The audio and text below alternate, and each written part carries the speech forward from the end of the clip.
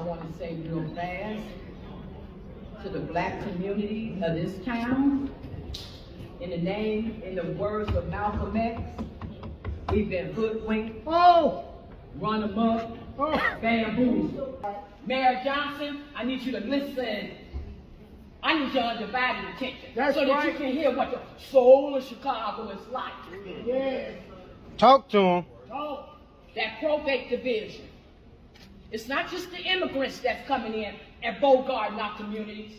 That probate division with the public administration office is illegally taking our properties. These are our touchstones being used to free everybody else except black people. You sending our money to Ukraine, to Mexico. And they don't even let black women in their borders, FYI, in the Ukraine.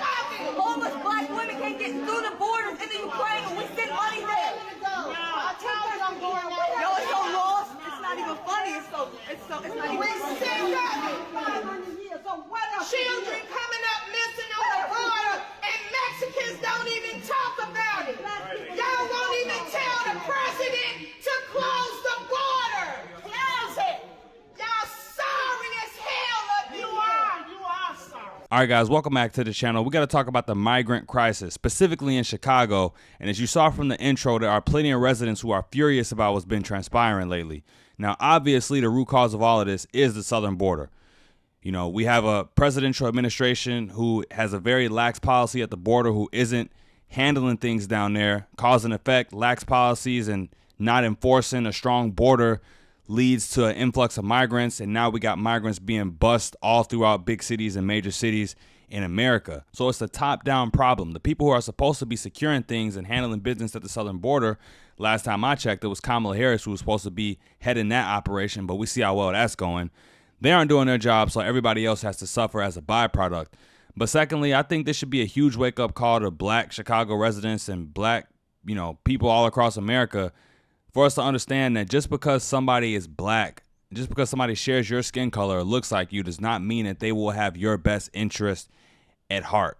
Doesn't mean that their policies will benefit you just because they look like you.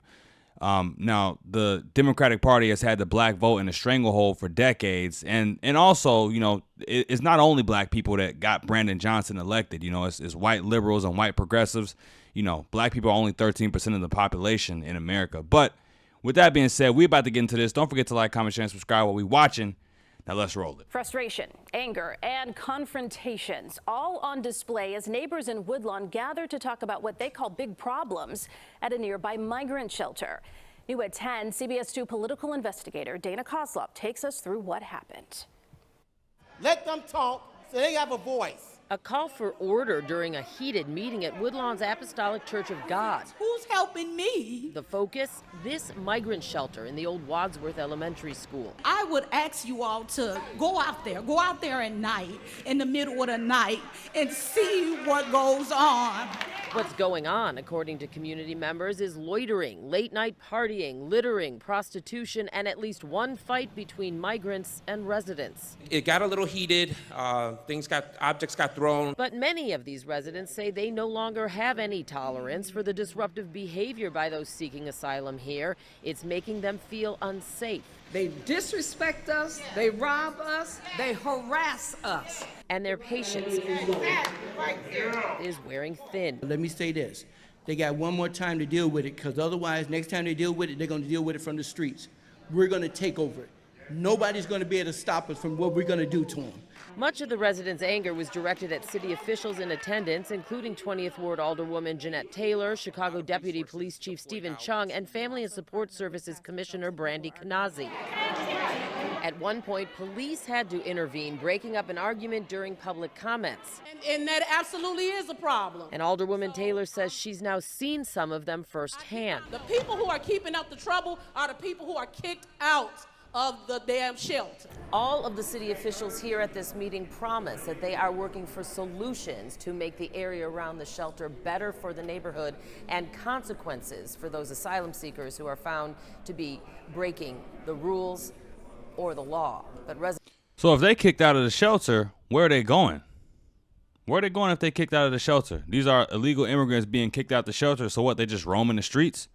Just thought I'd add that, throw that in there. Corey and Dawn, I've been to a number of these meetings where it's initially sold to the neighborhood as an opportunity to give input, but it's essentially the city telling residents, like it or not, this facility is going to be the city's next shelter for migrants. That's exactly what happened a short time ago here at the Broadway Armory in Edgewater.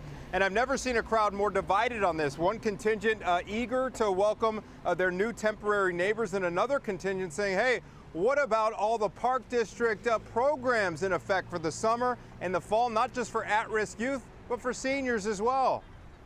It is hard for us to repurpose space, but it is a time that we're living right now where we need to repurpose space. Mix of cheers and jeers as the city dropped the news to a packed house that Edgewater's beloved Broadway Armory will just days from now become the city's 17th migrant shelter, housing up to 350 newly arrived migrants in the gymnasium that are right now sleeping at police stations. Given this significant need, we will be opening a shelter here at the Broadway Armory. And today we want to talk with you about what that looks like. What it looks like, dozens of Park District summer and fall programs either being relocated or canceled early, not just for at-risk youth, but for seniors as well. The hot lunches are going to continue, but all the other programming that the seniors come here for is gone. There is no way that we are anti-new arrivals, but I can't for the life of me understand why you're displacing the at-risk youth here now to bring in other displaced youth. Our groups want to welcome people. We want to be a part of the solution. This facility could be a part of the solution, but as a recreational facility, as a hub for services for migrants. So there's some disagreement about how this facility should be used, but the need is absolutely dire. The city says that just today, it got 3 more busloads, unexpectedly, of migrants in from Texas, each of those buses carrying about 50 individuals.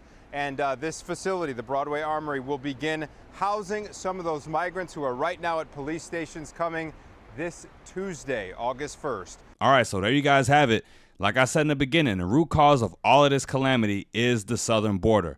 Now, we all know that Chicago is a Democrat-run city, and the people of Chicago will overwhelmingly vote Democrat every big election. Whenever there's a presidential election, we all know which way Illinois is going to swing. It's going to be blue.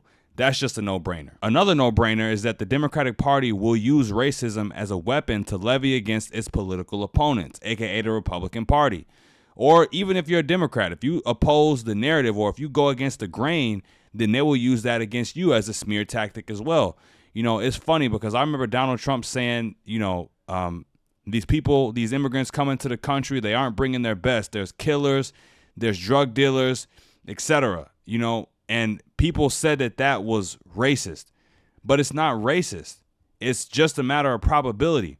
If you have people who are flooding into the country and you're not vetting these people, you're not making sure that they are quality people who actually deserve to be in this country, who aren't criminals. If we aren't ensuring that the best are coming through, then of course we're going to have people who aren't the best. And it's funny because, or it's ironic because the same people who were calling Donald Trump racist for that and other things are now having to deal with these immigrants, these migrants in their neighborhoods. And they're saying the same things, if not worse, about these people. One of those dudes that was at that was standing up in front of the mic said, you know what? If you guys don't do something about these migrants, we're going to have to take it into our own hands and they're going to have to deal with the streets. They got one more time to deal with it because otherwise, next time they deal with it, they're going to deal with it from the streets. We're going to take over it. Nobody's going to be able to stop us from what we're going to do to them. So that's just a straight up verbal threat to these migrants.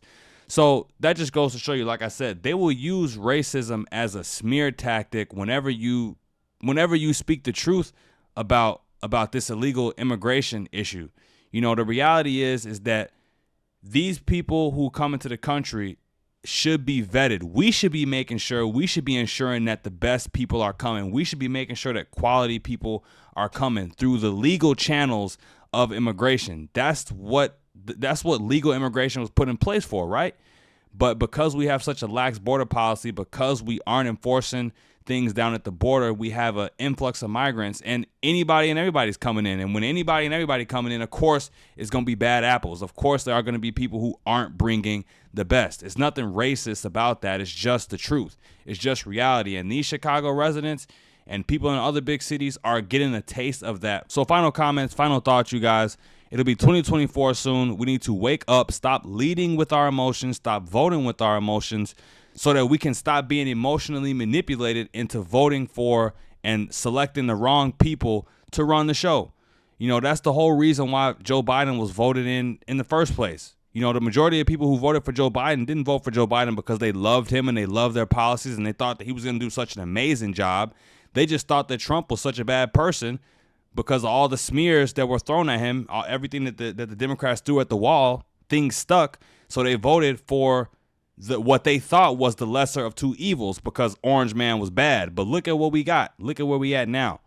You know, same thing with Brandon Johnson. You know, these people who are mad and angry at Brandon Johnson now, a lot of these people voted for him. And I know it ain't only black people that voted for Brandon Johnson. You know, it's white liberals and, you know, liberal people of all ethnicities voted for him, and that's why he got selected anyways. But we got to stop voting for people with our emotions. Let's be logically sound.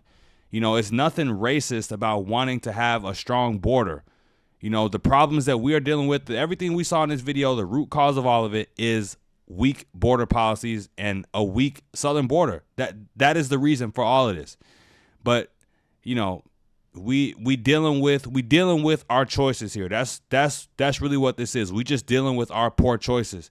You know, and now because these immigrants are in these inner cities and in these neighborhoods, now we got to deal with the crime. You know, we got to deal with everything that they bring, everything that the bad apples in the bunch are bringing. And these people are going to need jobs, you know, so these are job opportunities that are going to be taken from other people that can have them, you know, resources that can be taken from other people that can have them. You know, they finding a way to house these people, but we can't house the homeless and all type of things, man. It's just crazy. It's chaotic, but the root cause is the border, man. We need to have people in these positions who are actually going to do the right thing, regardless of you know, some smear that might be thrown at them, you know, being called a racist. You know, who cares about that, man? We got to think logically. But that's all I got for you guys. Don't forget to like, comment, share, and subscribe when you're at the door. Hit that notification bell. And until next time, you guys, I'm out of here. Peace.